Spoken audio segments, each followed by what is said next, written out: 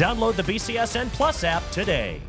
May be hard to believe, but the high school volleyball season is 2 weeks old as we bump in Brad Woznicki and Jordan Schwiebert to set up this week's big games and spike the competition. And thank you very much. Welcome into this season's first edition of Above the Net, brought to you by Premier Academy. And I tell you what, let's get right out of the gate with the matchup that everyone will be keeping their eyes on this Thursday. We're talking Anthony Wayne, St. Ursula. Yeah, really looking forward to that match this Thursday. I think it's going to be a well-fought match. These are two teams who are top in the area, two teams who went to the state in the past couple of years. And I think we're just going to really just see two teams battling it out with their ability levels on the court. And not only is Jordan excited about the matchup, she's also excited about her broadcast partner. We're going to have a dual broadcast come Thursday, something we've never done before for volleyball. Gretchen Brown and I will be on the call for BCSN on channel 608. While you go over to 609, we're talking a little NLL network.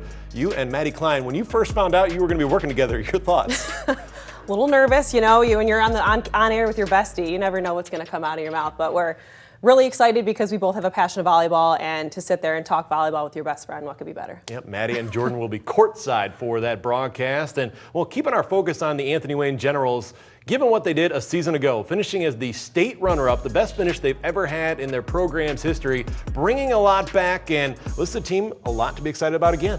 Yeah, they're a team that just, when I saw them play last week, they're just a solid team. They're very dominant, very dynamic.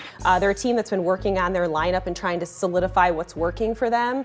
But I think they found it, and I think that they're a team that doesn't make a lot of errors. So as they kind of get going in the season, we're going to see a lot of great things. Coach Graven mentioned that they're a player-led team, so all these players having so much experience, especially at on a big stage like the state tournament, they know what they need to do, and they know what they need to do to be successful. So I love that they were praised for being, ability to play under pressure and play well as a group. And as we stand here right now, Anthony Wayne with a record of 7-1 and actually taking on Fremont Ross in a big-time Northern Lakes League matchup here tonight. All right, we'll stick with the Anthony Wayne Generals and go the individual performance that we've seen. How can you not focus on a player like Leah Pike with, again, what she has accomplished throughout her career and what the expectations are for her moving forward? She is knocking on the door for 1,000 career kills.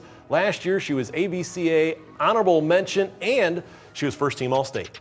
Just a solid player, and she obviously has other teammates that are playing well with her. But for Leah Pike specifically, what's amazing about her is this season she's hitting a .411 hitting percentage, which is top in the NLL, also top in the state of Ohio for Division II.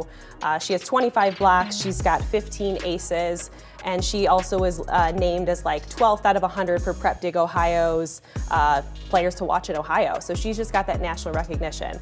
Not to mention the fact that she's also setting along with hitting in the middle. So typically you don't see that as a middle. You see players in the middle typically getting pushed out of the way, not wanting to get their hands on the ball. But for Leah, she's got great ball control, she's well disciplined, and she's a great leader. So Coach Graven wanted her on the court for 6 rotations to be able to hit in the middle and set as well. So really looking forward to seeing her excel and hit some more accolades this year. Where we see the teams in the top 10 in this area, and we've mentioned Anthony Wayne right at the top of the list, and behind the Anthony Wayne Generals, we have the St. Ursula Arrows for good reason. This is going along with the success that we've seen from St. Ursula over the years, and last year they were down in the state Final Four, and St. Ursula, although currently just 3-3, you look at what they've faced so far, and they always face a tough schedule. The 3 losses coming to Lake, Olentangy Liberty, and Gilmore Academy, but since then they've defeated Padua Franciscan, Bishop Wanderson, and Northview.